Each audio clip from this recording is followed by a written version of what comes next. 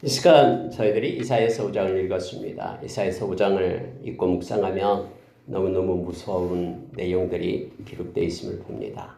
하나님의 진노가 얼마나 크고 또 하나님이 무엇을 그렇게 싫어하는지 노여워하고 가증스럽게 여기는지를 말씀은 조목조목 우리에게 가르쳐주며 하나님은 섬세하게 이사야를 통해서 표현하면서 우리로 하여금 빨리 회개하고 하나님께로 돌아올 것을 요청하고 있는 것을 보게 됩니다. 특히 여러분, 이 포도원에 대한 내용이 1절부터 이제 7절까지 내용으로 쭉 나옵니다.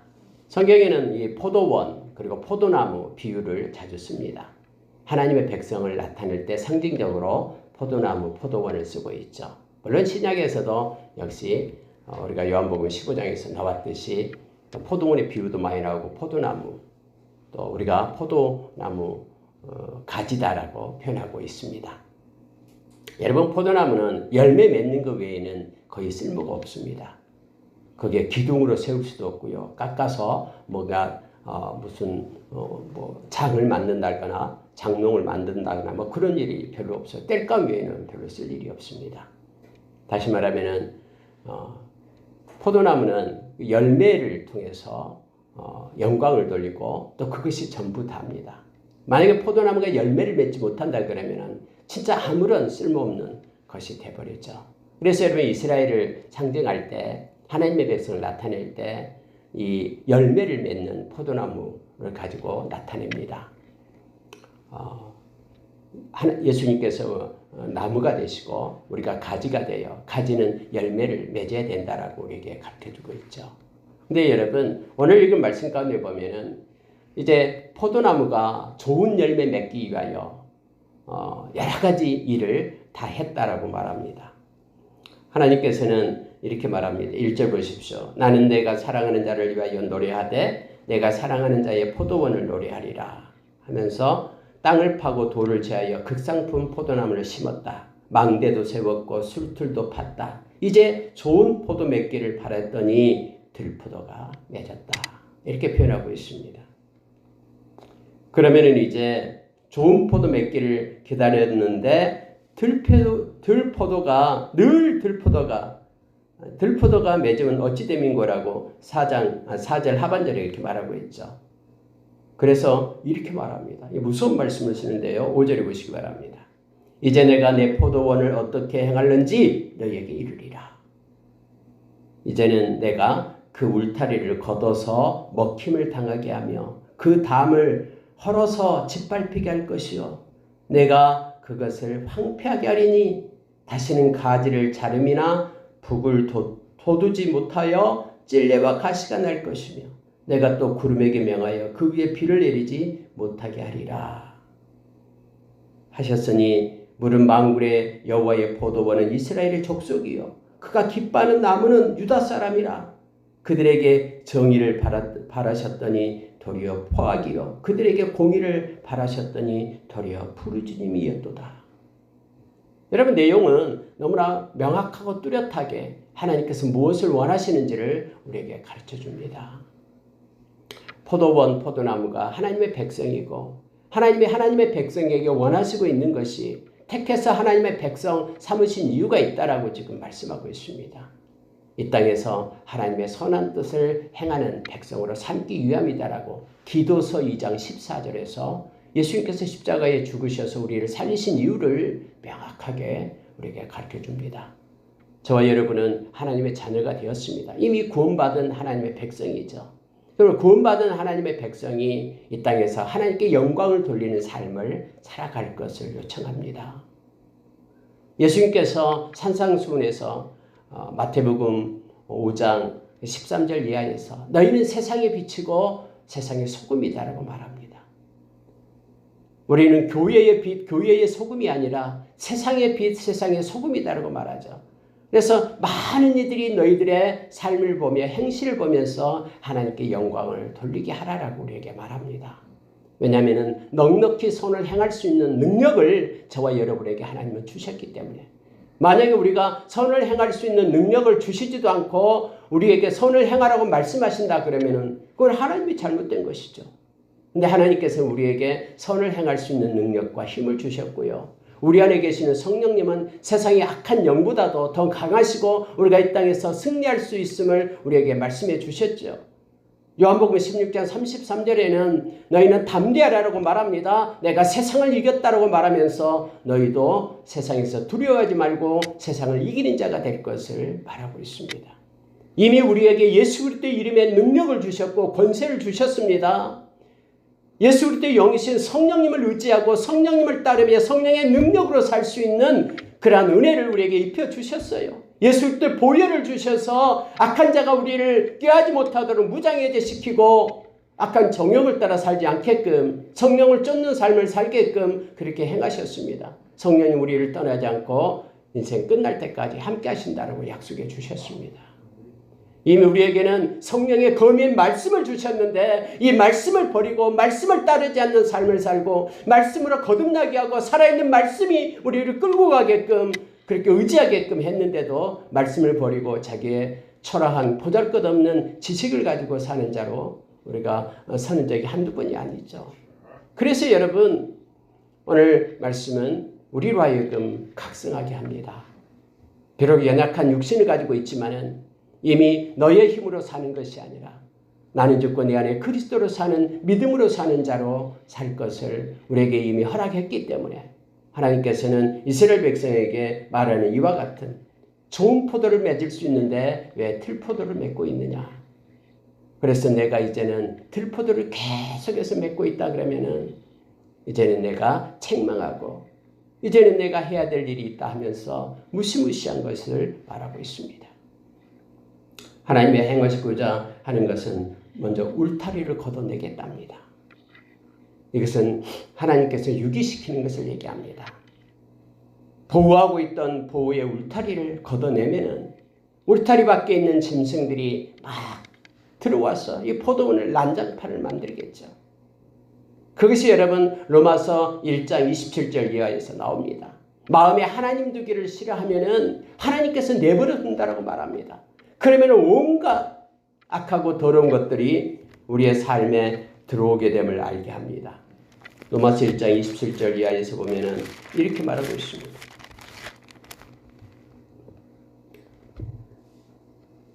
28절부터 보겠습니다. 또한 그들이 마음에 하나님 두기를 싫어하며 하나님이 그들을 그 상실한 마음대로 내버려 두사 합당하지 못한 일을 하게 하셨으니 은혜의 울타리를 걷어내겠다라는 거예요. 오늘 이스라엘 백성에게 늘 들포도만 맺고 있는 극상품 좋은 포도나무를 맺을 수 있는 충분한 여건을 줬는데도 불구하고 그걸 버리고 하나님의 말씀을 버리고 그래서 들포도만 맺고 있는 그들에게 먼저 울타리를 걷어내겠다라고 말합니다. 이것이 바로 상실한 마음대로 내버려 둔다, 유기시킨다라는 뜻입니다. 그러면은 곧 모든 불의, 추악, 탐욕, 악의가 가득한 자요, 시기, 살인, 분쟁, 사기, 악독이 가득한 자요, 수근수근하는 자요, 비방하는 자요, 하나님께서 미워하시는 자요, 능욕하는 자요, 교만한 자요, 자랑하는 자요, 악을 도모하는 자요, 부모를 거역하는 자요, 우매한 자요, 배역한 자요, 무정한 자요, 무자비한 자라. 그들이 이 같은 일을 행하는 자는 사형에 해당한다고 하나님께서 정하심을 알고도 자기들만 행할 뿐 아니라 또한 이런 일을 행하는 자들을 옳다 하느니라. 여러분 이러한 일이 이루어지고 나타난다라고 말하고 있습니다. 하나님의 은혜의 울타리가 얼마나 중요한지를 우리가 기억하기를 원합니다. 하나님의 은혜가 아니면은 저와 여러분은 살아갈 수 없는 이들임을 우리가 고백하기를 원합니다. 하나님께서는 이제 담을 헐겠다고 말합니다. 담을 헐어버리면 많은 들짐승이 와서 포도원을 짓밟게 되는 것입니다.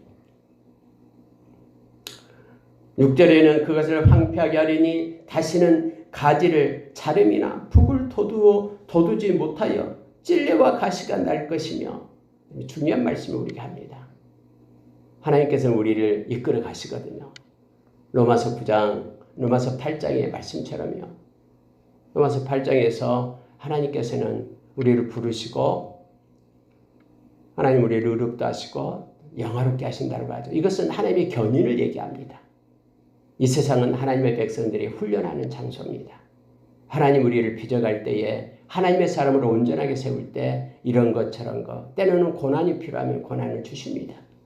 때로는 기쁨이 필요하고 때로는 성공이 필요하면 그것을 이루어 주십니다. 그럴 때마다 늘 우리는 하나님과 함께하는 것입니다. 그래서 여러분, 하나님께서는 오늘 말씀처럼요, 이렇게 말씀하고 있습니다. 내가 가지를 자르겠다. 내가 왜 가지를 자른 줄 아니? 사랑하기 때문에. 그래서 우리의 추하고 냄새나는 것들을 하나님은 털어내게끔 때로는 고난을 주어서 우리의 가지를 자르게 합니다. 그리고 여러분, 하나님께서는 오늘 북을 돋우어 주겠다. 근데 이제는 북을 돋우어 주는 것을 그만두겠다고 말합니다. 여러분, 찔레와 가시가 나기 때문에 하나님께서는 풀을 매주고 찔레와 가시를 제거하며 포도나무에다 북을 돋우어 줍니다. 근데 여러분, 포도나무는 그것이 싫다고. 내 인생 내 거니까 내 마음대로 하겠다라고. 왜 나의 인생에 개입하냐라고. 그렇게 하나님을 원망하고 하나님이 가지를 자를 때 아프다고. 이제는 그만 좀 해라고. 하나님 앞에 야유하며 불평하는. 그러나 여러분, 하나님께서 우리의 가지를 잘라야지만이 소담하고 아름다운 극상품의 포도 열매가 맺게 됨을 성경 가르쳐주고 있잖아요. 우리에게 북을 돋우어 주어야지만이 하나님의 손으로, 그래야지 찔레와 가시가 나지 않고 그것이 우리를 괴롭히지 않는다라는 것을 알면서도, 그런데 사람들은 하나님의 간섭을 싫어해요. 하나님의 가르침과 하나님의 인도하심을 싫어합니다. 그래서 하나님께서 이제 그만두시겠답니다. 하나님께서 심지어 여러분, 구름을 명해가지고 이제 그 위에 비를 내리지 못하게 하리라 라고 말합니다. 포도나무 위에 때로는 구름이 와야 됩니다. 비가 내려야 되죠.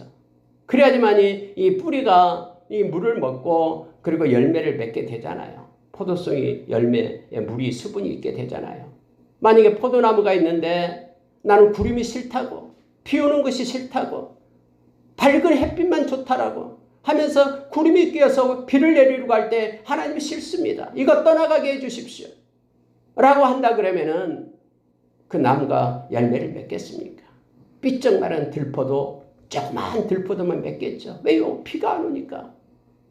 근데 자기는 햇빛이 더 좋다고 그렇게 하나님 앞에 삿대질해 대며 하나님 왜 이런 것을 나에게 주었습니까? 라고 불평한다 그러면 어떻게 극산품 포도가 맺겠습니까? 하나님이 그렇게 원치 않는 것, 하나님의 인격이 하나님이시잖아요. 자유의지를 주셨잖아요. 그래서 자원하는 자를 하나님은 기뻐하시며 그를 통해서 역사하시잖아요. 근데 그게 싫다라고 하나님을 거절하고 떠난다 그러면은 보호의 울타리도 걷어내고 담장도 헐고 이제는 하늘을 명해서 비도 내리지 않게끔 그렇게 하겠다라고 말합니다. 그것을 여러분 비유로 들면서 결론이 바로 7절이에요. 포도원은 이스라엘 족속이고 나무는 유다 사람들인데 그들이 하나님께서는 그들에게 정의를 바라셨더니 포악이었다. 공의를 바라셨더니 도리어 부르짖음이었다라고 말합니다. 하나님이 원하는 것이 정직하게 하나님 앞에 서는 것을 원하신다라고 말씀합니다. 하나님은 공의로 하나님의 말씀을 따라 사는 것을 원하십니다. 자기의 생각의 기준이 아니라 하나님의 말씀의 기준에 따라 살아가는 것이 정의고 공의임을 우리에게 가르칩니다. 그런데 이스라엘 백성들은 하나님의 말씀을 버렸다라고 말합니다. 자, 여러분 24절 보십시오. 이로 말미암아 불꽃이 그 그릇더기를 삼킴같이 마른 풀이 불 속에 떨어진 같이 그들의 뿌리가 썩겠고 꽃이 티끌처럼 날리리니 하나님의 심판이 있다라는 거예요. 은혜의 울타리를 걷어내고 담을 헐고 이제는 비가 내리지 않게끔 하겠다라는 것이에요. 그들이 만군의 여호와의 율법을 버리고 이스라엘의 거룩하신 이의 말씀을 멸시하였습니다. 하나님의 말씀을 무시하고 버리고 삶의 그러한 기준점이 되는 말씀을 의지하지 않고 자기의 얄팍한 지식과 경험을 따라 살았다라고 말하고 있습니다. 그러면서 여러분 이제 8절 이하에서는 화했을진저 하면서 6번 화했을진저를 얘기합니다. 왜 이렇게 여러분 화했을진저? 신약에도 예수님께서 그 바리새인들을 향하여 화했을진저 외식하고 그렇게 겉과 속이 다르게 행하는 그러한 이들을 위하여, 속이는 자들을 위하여 하나님 우리 주님께서 화 있을진저라고 말씀을 하셨잖아요. 7번이나. 여기서는 6번 말하고 있음을 보게 됩니다. 하나님이 싫어하는 것을 분명하게 말씀하십니다. 첫째, 여러분 8절 보십시오. 가옥에 가옥을 이으며 전토에 전토를 더하여 빈틈이 없도록 하고 이 땅 가운데서 홀로 거주하려 하는 자들은 화 있을진저. 그 가옥은 황폐하게 될 거고 크고 아름다울지라도 거주할 사람이 없게 될 거고, 아무리 많은 전토에 그 포도원에서 겨우 수확은 한바트 나겠고 아무리 종자를 많이 뿌린다 해도 간신히 한 에바를 따게 하리라. 여러분, 이 모든 것들이 하나님이 주장한다고 말하고 있죠. 여기서 여러분 가옥에 가옥을 잇고 전투에 전투를 더한다라는 게 무슨 뜻이냐면요, 탐욕을 얘기합니다. 원래 여러분 이스라엘의 땅과 이 전토, 그러니까 집과 이것은 매매하지 못하게 되어 있어요. 매매했다고 해도 돌려주게 되어 있어요. 희년 50년이 되면 다 돌려주게 되어 있어요. 다 하나님의 땅이다라고 말하잖아요. 근데 여러분, 인간은 욕심이 많아가지고 다 자기 그 전토 있으면 되는데, 자기 가옥이 있으면 되는데, 가옥에 가옥을 잇고 가옥에 가옥을 잇고 억수로 많은 가옥을 사요. 그리고 모든 땅들을 갖다가 소유하게 된다라는 거예요. 그리고 그 안에 자기 혼자 덩그레이 앉아서 그걸 지배하고 통치한다라고 말합니다. 그런 그 땅 가운데 홀로 거주한 그들 화가 있다라고 말합니다. 다른 사람 것을 다 착취하고 취해서 자기 혼자 부자가 되면서 그들에게 베풀지 않는 이들은 화가 있다고 말해요. 그 이유가 뭐냐면요, 하나님께서 이제는 가옥을 황폐하게 하리라. 왜냐하면 하나님의 말씀이 어긋나거든요. 아무리 크고 아름다운 집을 짓고 그런 땅이 많다 할지라도 거기에 거주할 자가 없게 하리라. 뿐만 아니라 아무리 열심히 큰 대지에 씨앗을 뿌린다고 해도 내가 수확을 없이 하리라 라고 지금 말하고 있는 거예요. 그래서 여러분, 우리가 골로새서 3장 5절에서 이 탐심이 곧 우상숭배라고 얘기합니다. 우리 이 땅에 살아가면서 하나님이 주신 것에 대해서 감사함으로 살아가기를 원합니다. 여러분, 탐심이 나기 시작하면요, 감사가 먼저 소멸돼요. 하나님의 은혜에 대한 감사도 소멸됩니다. 지금까지 함께 하시고 인도해 주신 하나님의 은혜에 대해서 감사하지 못해요. 그리고 다른 사람의 손에 든 것만 눈독을 들이면서 불평해요. 원망해요. 왜 나는 저런 거 주지 않습니까? 라고 말합니다. 악인의 형통함을 부러워하면서 악인의 방법을 따라가게 됩니다. 가장 먼저 지금 하나님께서 말씀하신 화 있을진저라고 말하는 것이 바로 탐심으로 탐욕적인 일을 하는 일을 얘기하죠. 갈라디아서 5장 24절에서 그리스도 예수의 사람들은 십자가의 육체와 함께 정욕과 탐심을 못 박은 자다라고 얘기했습니다. 하나님이 주신 것에 감사하며 자족하는 마음으로 살아가는 우리가 되기를 원합니다. 두 번째, 여러분 화 있을진저 얘기하는 것은 11절이에요. 아침에 일찍 일어나 독주를 마시며 밤에 깊도록 포도주에 취하는 자들은 화 있을진저라고 말합니다. 그들은 연애에는 수금과 비파, 소고, 피리, 포도주 갖추고 막 시끌벅적하게 합니다. 근데 하나님께서 행하시는 일에는 관심이 없어요. 하나님이 손으로 하신 일은 보지도 않습니다. 다 자기중심적으로 자기의 쾌락을 위하여 하나님이 주신 걸 가지고 그것을 위하여 살아가는 이들, 그는 화가 있다라고 얘기합니다. 그러면 하나님의 백성은 하나님이 하신 일에 관심을 가지라라고 얘기합니다.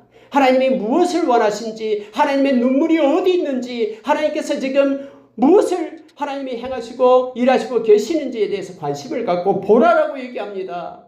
하나님의 손으로 하신 일을 보라라고 얘기해요.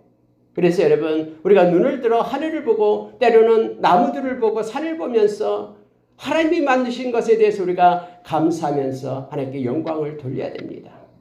하나님 우리에게 보여주신, 하나님이 끌고 가시고 하나님이 지금 행하시고 있는 일에 감사하며 하나님의 뜻을 묻고 마음을 갖기를 원하며 하나님 앞에 엎드려야 됩니다. 하나님은 모든 족속에게 천국 복음이 증거되기를 원하십니다. 그제야 하나님이 원하시는 그러한 하나님의 때가 되어 심판의 때가 되고 영원한 하나님의 나라가 임하기 때문에 그렇습니다. 하나님이 원하시고 기뻐하시는 일, 그것은 말씀에 있습니다. 우리가 여러분 로마서 1장 16절 이하에서 하나님의 말씀에는 하나님의 의가 나타났다. 그래서 믿음에서 믿음으로 이르게 한다 하면서 오직 의인은 믿음으로 말미암아 살리라라고 우리에게 연결해서 가르쳐주고 있잖아요. 하나님의 뜻은 하나님의 말씀 가운데 있고 성령께서만 하나님의 뜻과 마음을 알기 때문에 우리가 성령 안에 성령의 충만함을 구할 때 하나님의 뜻을 알 수 있다라고 또 말하고 있습니다. 성령님은 말씀을 쓰셨고 성령님은 기도의 영이시고 기도합니다. 그래서 말씀과 기도로 우리가 하나님 앞에 거룩한 자로 서는 것입니다. 그러나 자기 중심으로 자기의 가진 걸 가지고 막 자기의 연락을 위하여 쾌락을 위하여 살아가는 그들, 하나님에는 관심이 없는 그들에게는 화가 있다라고 두 번째 말합니다. 세 번째로 여러분, 두 번째로 연결한 것 중에서요, 14절 보십시오. 그러므로 수월이 욕심을 내어 한량없이 그 입을 벌린즉 그들의 호화로움과 그들의 많은 무리와 그들의 떠드는 것과 그 중에서 즐거워하는 자가 거기에 빠질 것이라. 하나님께서 수월이 욕심을 내게 해서 크게 입을 벌린다고 말합니다. 수월은 무덤을 얘기하죠. 그들이 즐기고 그들이 떠들고 행하는 모든 것들이 다 그 속에 빠지게끔 그렇게 하나님이 하시겠다라고 말합니다. 심판을 말하고 있는 것입니다. 자, 여러분 18절 보시기 바랍니다. 거짓으로 끈을 삼아 죄악을 끌며 술의 줄로 함같이 죄악을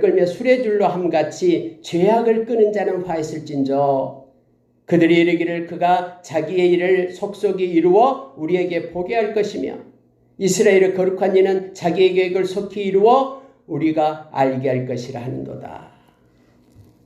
여러분 이게 무슨 뜻입니까? 어떤 사람이 화 있다고요? 하나님을 무시하고 하나님을 조롱하는 자는 화가 있다고 얘기합니다.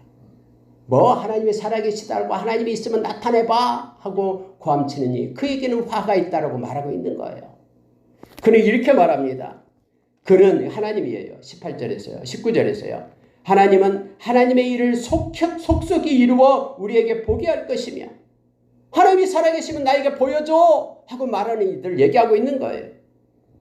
이스라엘의 거룩한 일은 자기의 계획을 속히 이루어 우리에게 알게 할 것이라. 하나님이 살아계신다면 하나님의 계획을 이 땅에 속히 이루어 눈으로 보게 하고 알게 해주세요 하면서 빈정거리면서 하나님이 살아계시지 않는다라고 멸시하느니 그가 화가 있다라고 얘기하고 있습니다. 하나님이 마치 죽은 것처럼 하나님은 뒷짐지고 구경한 것처럼 그렇게 생각하고 행하는 이들은 화가 있습니다. 하나님의 때에 하나님은 분명히 행하실 것입니다. 네 번째로는 20절에서 그렇게 말합니다. 악을 선하다 하며 선을 악하다 하며 흑암으로 광명을 삼으며 광명으로 흑암을 삼으며 쓴 것으로 단 것을 삼으며 단 것으로 쓴 것을 삼는 자들은 화있을진저. 이게 무슨 뜻입니까? 왜곡되고 거짓으로 행하는 이들은 화가 있다고 말합니다. 진실을 진실로 보지 않고 거짓을 진실로 삼고 거짓을 따라 행하는 이들은 다 화가 있다고 말합니다. 거짓의 아비가 누굽니까? 요한복음 8장 44절에서 악한 사탄이잖아요.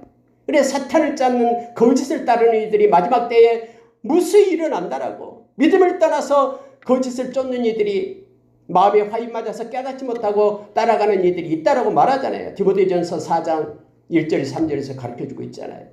그런 이들은 화가 있다라고 말합니다. 진리의 말씀인 하나님의 말씀을 우리는 붙잡고 살아야 됩니다. 진리의 영이신 성령님과 동행해야 됩니다.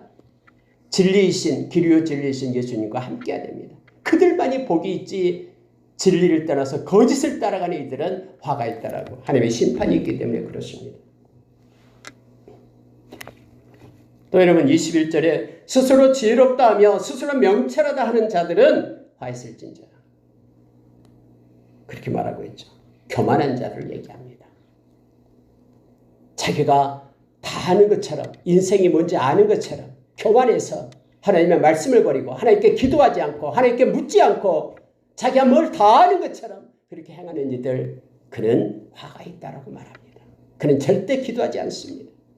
그는 하나님의 말씀을 의지하지도 않습니다. 자기의 생각에 좋을 대로 행하는 이들입니다. 그에게는 화가 있다라고 말합니다. 22절 포도주를 마시기에 용감하며 독주를 잘 빚는 자들은 화 있을진저 라고 말합니다. 그러면서 23절에서 그들은 뇌물로 말미암아 악인을 의롭다 하고 의인에게서 그 공의를 빼앗는도다 해서 술 취함과 뇌물, 거짓된 거, 술 취함, 세상의 그러한 그 모조품 기쁨을 따라서 행하는 이들, 그들은 화가 있다라고 말합니다. 성경은 우리로 하여금 술 취하지 말라 이는 방탕한 것이니 오직 성령의 충만함을 받으라라고 에베소서 5장 18절에 우리에게 가르쳐줍니다.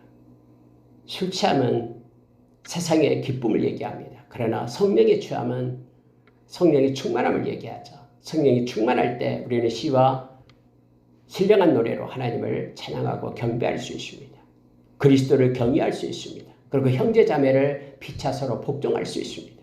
성경에 이어서 우리에게 가르쳐주고 있는 내용이죠. 이와 같이 6가지가 화가 있다라고 말하는데요. 근데 여러분 결론적으로 그러면 이런 것에서 벗어나려면 어떻게 해야 되느냐? 그게 바로 24절이에요. 아까 우리가 봤던 것입니다. 하나님의 율법을 말씀을 버리면 안 됩니다. 하나님의 말씀을 멸시하면 안 됩니다. 그래서 여러분 모든 죄악이 하나님의 말씀을 가까이 하지 않는 것으로부터 나와요. 모든 이스라엘 백성이 하나님을 떠나서 쪽마음을 가지고 두 마음을 품고 우상 숭배했던 것, 그 모든 것들이 말씀을 버렸기 때문에 그래요. 말씀을 버리면 하나님의 경외함을 버리게 돼요. 말씀을 버리면 하나님의 의를 깨닫지 못하고 자기의 의대로 자기의 마음대로 인생을 살아가게 돼요. 그래서 말씀이 우리의 발의 등이고 길의 빛이 되는 것이에요. 우리가 늘 말씀을 가까이 하며 진리를 따라 살아감으로 인하여 하나님의 의를 행하고 또 거룩한 하나님의 백성으로 우리가 세워져 가기를 원합니다. 하나님은 이제 말씀하십니다. 26절에서 그가 기치를 세우시고, 기치라는 것은 이렇게 표적을 얘기합니다. 표적을 두었다라는 거예요. 큰 깃발처럼 이제는 기치를 세웠다라고 얘기합니다. 그래서 먼 나라를 불러 땅끝까지 자기에게로 오게 하실 것이라. 예언을 얘기하잖아요. 바벨론을 불러드리겠다라고 말합니다. 그래서 먼 나라 바벨론이 와서 이스라엘 백성을 멸망시키게끔 그렇게 하겠다라는 거예요. 그들은 무서운 모습으로 나타남을 쭉 기록하고 있습니다. 그래 결국 여러분 하나님께로 돌아오지 않으면 이러한 하나님이 예언했던 대로, 이사야를 통해서 예언했던 대로 이스라엘 백성이 BC 586년에 멸망을 당하잖아요. 성전도 불타고요. 다 그들이 굴비역든 엮어서 그렇게 포로로 끌려가게 되잖아요. 갈대아인들을 통해서. 지금 이사야를 통해서 예언하고 그대로 성취되었음을 봅니다. 말씀을 마치겠습니다. 여러분 하나님은 우리와 함께 하시기를 원하십니다. 하나님의 마음과 뜻을 알기를 원하시고 하나님의 일하신 가운데 우리가 머물기를 원하십니다. 하나님의 의가 무엇인지 깨닫기를 원하십니다. 하나님의 말씀을 가지고 하나님과 동행하는 자 우리가 되기를 원합니다. 평생 주님과 동행하며 주님의 마음을 가지고 사는 저와 여러분 되기를 원합니다. 살아있는 말씀이 우리를 이끄는 삶을 사는 저와 여러분 될 것을 예수의 이름으로 축원합니다. 기도하겠습니다.